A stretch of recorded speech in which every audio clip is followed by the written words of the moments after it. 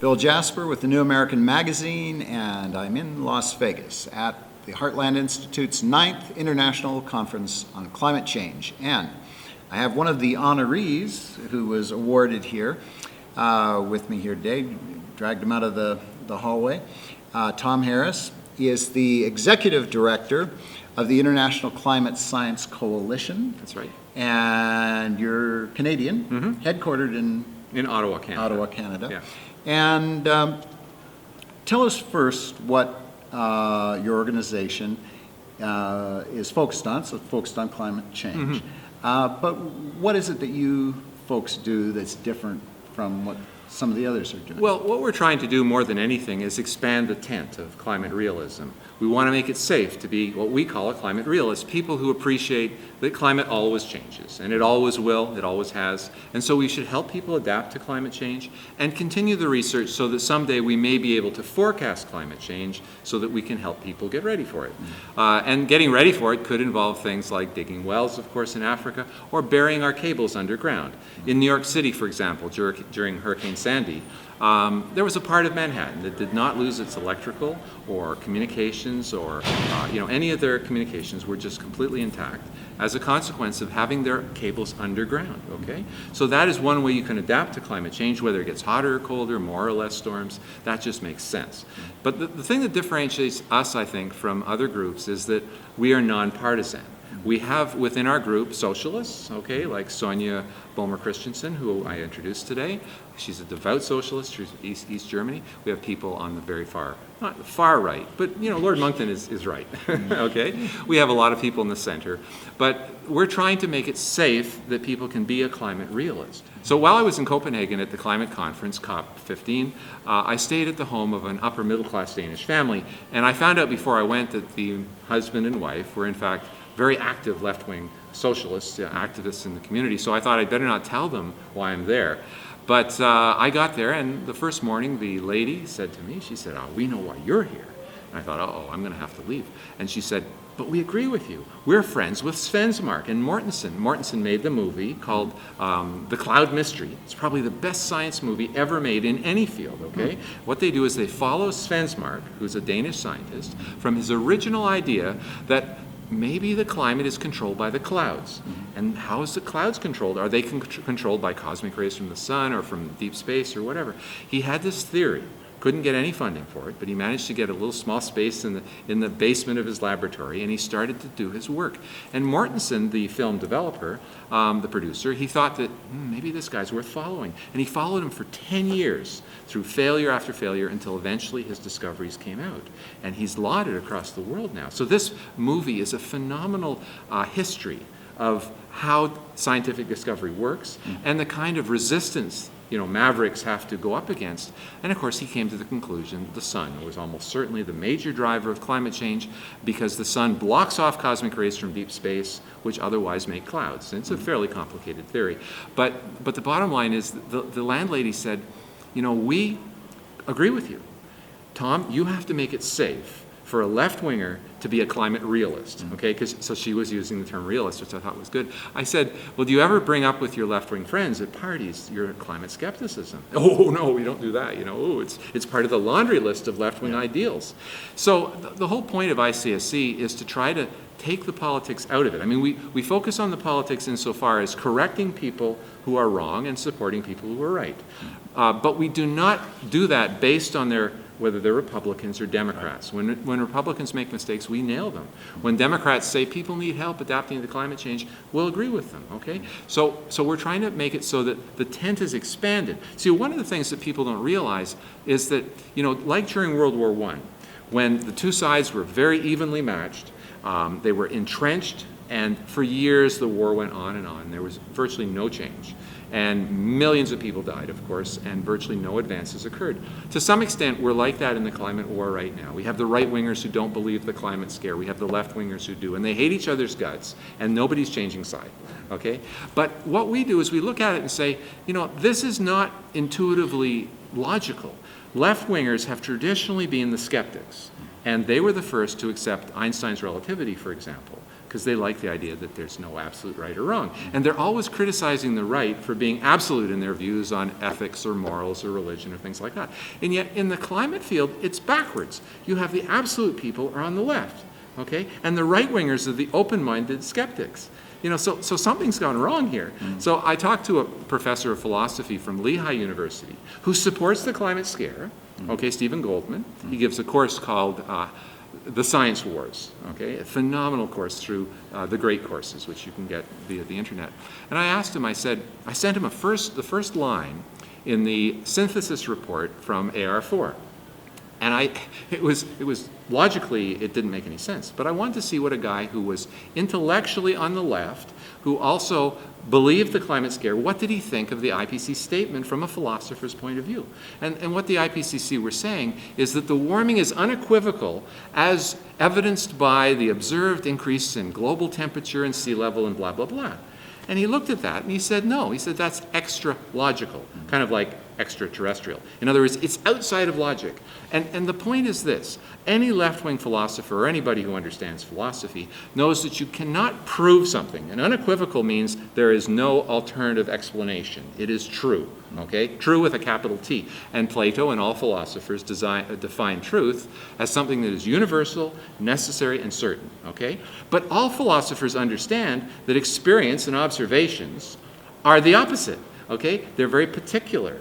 They're very uncertain. Okay, so you can't use things that are particular and uncertain to say that something is universal, necessary, and certain. So that first sentence in the IPCC report makes no sense at all. And it doesn't even matter what you know about science. It doesn't even matter whether you're left or right. So what we're trying to do is awaken the intellectual left so more people can be honest, like Professor Goldman.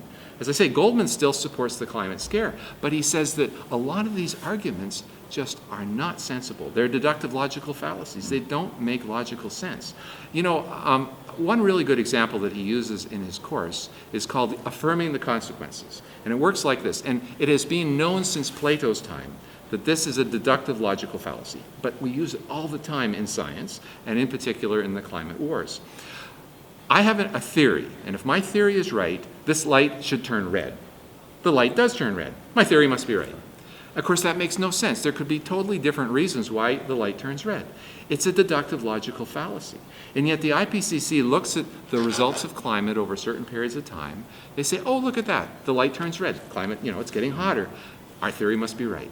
Well, it's nonsense. It makes no sense. And you don't even have to understand the science or what alternative explanations there are. Intellectually rigorous left-wing or right-wing philosophers will tell you that, oh no, that's affirming the consequence. It makes no sense. And so our objective is to make it safe, to be a climate realist, but also to bring in the left. Imagine what would happen if philosophers across the world started to say that the fundamental premise of the UN's IPCC was ridiculous. It made no sense at all. Or at least it was very uncertain. You know, if you know for sure you're going to cause the climate crisis in the year 2080, you might be able to justify spending almost the whole of $1 billion a day, which is what they currently do across the world, on trying to stop it. And let people today really not get much support. Because the statistics are this. We spend roughly $1 billion a day across the world on climate finance. Of that billion a day, only 6% goes to helping people who are really affected by climate change now, independent of how that climate change is caused. People in the Sahel in Africa who's having deserts advance, and in the north of Canada where houses are falling down because permafrost is melting. It's probably a natural cycle. But those people need help. They get almost no money because all of it's going to try to help people who have yet to be born. Okay? So this is completely ridiculous. And people on the left are starting to say, Or helping those who are in the renewable industries. Well, in fact, most of the 94% that goes to mitigation, which is trying to stop climate change, is actually going to alternative energy. And so we're spending an incredible amount of money on this enormously unknown circumstance while we have real problems today, okay? And we have real economic debt problems and you know, all kinds of issues that should be addressed that aren't being addressed for lack of funding. And that should not be a right-left-wing argument. That's just like, why do you want to flush almost $1 billion a day down the drain when the arguments are intellectually contradictory? They don't even make sense, independent of the science. Well, there have been a number of cases to today, or yesterday, we heard from Patrick Moore, co-founder of Greenpeace. Yeah, that's right. Certifiable left-winger at one Yeah, time. and he may still be, I don't know. Right. Fritz Verenholt in Germany, Dr. Verenholt, interviewed Sebastian Lunig, his co-author here. James Lovelock. Oh, yeah. And And Sonia Boehmer right. Christensen. Do you see them as outliers, or Oh, yeah. are there quite a few more that are Oh, there- possibly in that category? Well, they could be in that category if it was safe for them to do it. I mean, I think that what it really boils down to, it reminds me very much of Tim Patterson, professor at Carleton University, who I work with quite often, wrote an article in the newspaper in Ottawa in which he took apart the climate crisis. He was contacted by employees of Natural Resources Canada. Okay, this was during a period when the Liberals were in charge, so the scientists would have to follow that direction. He was contacted by many scientists from their personal email accounts after hours saying, "We agree with you," but they could not speak out. One scientist wrote to Dr. Patterson and said, "I printed your article out, I photocopied it, and I put it on every bulletin board in the building." It's a big building, multi-story building, after hours. So yes, I think that Sonia and the others are unusual in that they're speaking out. But I think there are many on the left who think this is nonsense, but they cannot afford to speak out because it's too dangerous. And so what we're trying to do is lead the way. I wrote an article in the Washington Times back on the 1st of July in which I said it is illogical for the left to be the absolute ones and the right to be the skeptics. This is completely counterintuitive. I mean, what's going on here, you know? Like, the left pride themselves on being tolerant and open-minded and all that, and yet on the climate issue, they're the exact opposite. They are so intolerant of discussion that I was, for example, supposed to go on Newsmax just 3 days ago. Okay, it was all set up, and I was going to debate somebody, and they backed out. And the philosophy... Newsmax, yeah, in the U.S.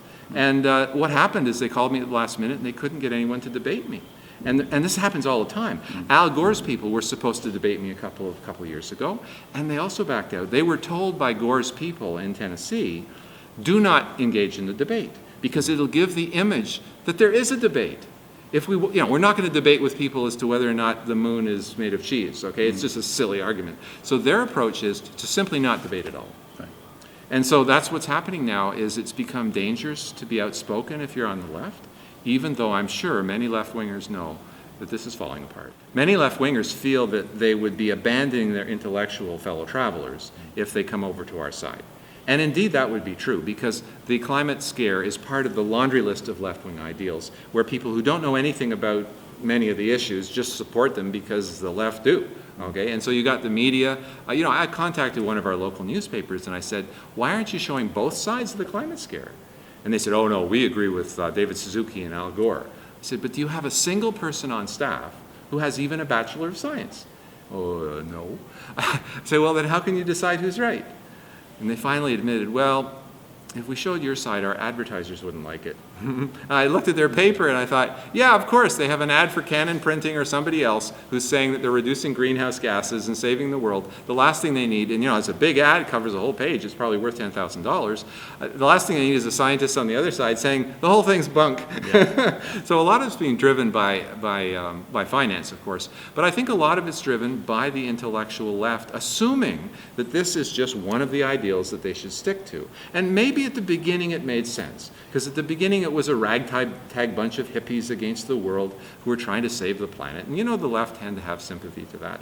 But now there are thousands of times more funding going to the climate scare than to our side. So in a way, they're supporting what they supposedly hate. Well, and as we discussed in one of our earlier conversations, a number of the environmental groups on the left are seeing that genuine issues that they're involved with are being starved of funds because it's all going into the global warming effort. So it seems there is some pairing off there of some of the... Yeah, and I see that in my local town, for example. Ottawa is on the Ottawa River, which is very famous as a Courrier de Bois route, in the early days of exploring Canada. And a lot of the time it's filthy in the summer, and you can't swim in it. And it's because we don't have proper pollution control. So, issues like groundwater pollution, river pollution are being starved of money, But climate is getting enormous amounts of money. A friend of mine works as a water resources engineer, and he said you can see a direct correlation. Climate change funding's like this, funding for my work is like this. Okay, so they are getting the money from somewhere. There's a limited amount of money that can go to environmental concerns before the public just says, okay, enough's enough. So what's happening is, if I were an activist in another field of environment, I would want to kick the climate change people off the stage. And I'm really looking forward to the day when they have an environmental group meeting and somebody jumps up and talks all about climate change and the announcer says, okay, that's enough from you. We're here to talk about serious issues. Now, back to the river pollution issue. I'm really looking forward to that. And I think that there really is a strong potential for that, because people who are legitimately concerned about pollution of other kinds are seeing the climate people just run right over them. Okay, and take over their funds, take over their activists, everything else. They get all the media coverage, etc. The media also have a limit as to how much they'll cover environmental issues. If they're covering this speculative problem of climate change, then they're not so interested in smaller issues, So yeah, I think that we can drive a wedge within the environmental movement between the climate people, who I would regard as the black sheep of the environmental movement, because I think that it will eventually collapse. And it will take with it all those people who supported it. And I think that really is scary for some people, even in, let's say, the nuclear industry. The nuclear industry, not all of them, but quite a lot of them, the World Nuclear Association is terrible on this, out of London, for example. They say, direct quote, okay, from Rich, John Rich, who's the head of the World Nuclear Association. He says, not millions, but billions of people on all continents will die if these theories come true. And he talks blah, blah, blah, blah, blah. So buy our nuclear reactors, So I think what's going to happen is anybody associated with the climate scare, both environmentalists, scientists, nuclear power people, will be disgraced in the public eye. Wind power, solar power. Oh yeah, all those groups as well. But I mean, even legitimate things, Right. who could sell their products on other reasons. I mean, there's a lot of But advantages. they're trying to unfairly jump on the Oh yeah, bandwagon. and this is one of the giant, most significant mistakes in the whole energy field. You have people like natural gas who are saying, "Oh, buy natural gas; it doesn't contribute to climate change as much as coal." coal, yes. I say, "Oh, come on, guys! You have a much bigger enemy." It's kind of like the French fighting amongst themselves while the Germans were getting ready to invade in World War II. I mean, that is just so ridiculous. They should join together: coal, natural gas, oil, nuclear, hydroelectric, and realize that their common enemy is environmentalists who want to stop all development. Okay? They want to retard the American economy. They want to bring everybody down to a level of, mediocrity in the world, maybe second world nation status. And they are the enemy of all of our major energy sources. Any energy source that is truly reliable and will give us the power we need to power an industrial society, and that is the 5 I named: oil, coal, gas, nuclear, and hydro. Those are all big contributors. They are the targets of environmentalists. And you can see it very clearly. The environmentalist group, the Sierra Club, took millions of dollars from a natural gas company. And I won't say the company on air because I don't want to get sued. But the bottom line is they took millions of dollars for their Beyond Coal campaign. And when they had succeeded in crippling coal, or at least far enough along the program that they didn't think they needed the natural gas money anymore, they then started a Beyond Natural Gas campaign. And that's that for the last 20 years. That's the whole thing. Oh, go natural gas. Yeah. It's clean energy. They really don't want any energy. I was at the Copenhagen conference, and as you know, they had all the groups there that were against every kind of energy. Many of the greenies have actually turned against now wind and solar. Well, once it gets big enough, if wind and solar ever became mega projects, I'm sure they're against it. Because, of course, they kill lots of birds. They destroy ecosystems with Huge footprints. Solar panels, they destroy the desert ecosystem. With solar panels, when they have enough acreage covered, they actually change the local weather, okay? Because it changes the reflectivity of the ground. And it can even affect local climate, okay? So I think that in the long run, these people are de-development. Okay, the environmentalists want us to return to some much more basic level. Some of them have actually been quite outspoken about deindustrialization, but they're not willing to give up all of their computers. Yeah, well, things. I've often thought it should be a condition of membership in these enviro groups that they live and demonstrate to us how to live the way they're saying we should all live. In other words, if you want to be a Greenpeacer, if you want to be on the Davis Suzuki Foundation, then you can't drive an automobile with fossil fuels. You can't heat your home with fossil fuels. You can't use nuclear electric power or hydro. You've got to do it all the way you're saying the world should do it, and demonstrate to us how it's possible, and maybe 10 years later we'll listen. But they don't do that, of course. And Al Gore, I mean, he makes a fortune with his campaign. He has private jets, things like that. Just to give you an idea of the kind of money involved. Two friends of mine organized, they're friends, but they don't agree with me on climate. They organized Al Gore to come up to, I think it was Regina and Calgary, okay? He flew up, got $120,000 for each talk, and was back home in Tennessee before the day was out. And they covered his expenses. So, I mean, there's enormous money to be made, not just for Al Gore, but it has become the celebrity campaign for many people, many organizations, Steyer, all sorts of billionaires, and they're not going to give up easily. And that's why we, to try to win the war with the old World War I technique of the two trenches, bashing each other for years, we need a secret weapon. And the secret weapon is to start to get them over to our side, get some of the soft left-wingers over, and to actually encourage them to defect, to recognize that in many ways they are supporting what traditionally they would be against, okay, which is massive industrial-focused projects for wind turbines and carbon credit trading and this kind of thing. So I think we can win the war not through simply bashing them harder and harder, but by getting many of them to realize they're going against their own natural interests, and that they've abandoned the skepticism that is normally a part of left-wing approach to life, at least so they like us to think, because they're not doing it now. So I think that the next step in this is to bring over many more people on the left, and it's one thing ICSC is doing. We're getting published in left-wing magazines and left-wing newspapers. Our friends on the right still publish us, and that's great. But it's a little like preaching to the choir. It's good to preach to the choir because you give them more ammunition. People like Mark Morano and others are doing a great job giving more ammunition to the right, and there are still right-wing alarmists too that have to be brought over. But the new field, I think, of growth for climate realism is the soft left and centrists. We have to bring them over and show that it isn't a dangerous, scary thing to be a climate realist. You can still be a left-winger and still support the world and protect the environment. But you don't have to believe this idea that we're the master controllers of the climate. I mean, this is ridiculous. Yeah. And consequently, all of the policies that flow from that diminish our freedom and cost billions and well, trillions. yeah, and Benny Peiser from the Global Warming Policy Foundation, he does a really great job in showing that if you destroy your least expensive energy sources, like coal in particular, the United States is the Saudi Arabia of coal. 40% of your electricity comes from coal. It's the cheapest, most abundant. If you're going to try and get rid of that, the people you're hurting is not the Steyers and the wealthy Gates and people like that. Paying off electricity costs is nothing to them. It doesn't even matter. It's the people that are living near the poverty line, the people on fixed incomes, the seniors. Those are the people that are going to be hurt by this. And that's why the left should be very concerned when we turn off good, solid, dependable energy sources for a hypothetical theory. Yeah. It's not a theory that it's going to hurt these people. That's definite, okay? And the left have got to realize they're hurting, the people who traditionally they were trying to help. They're hurting them based on a theory that, is just not working.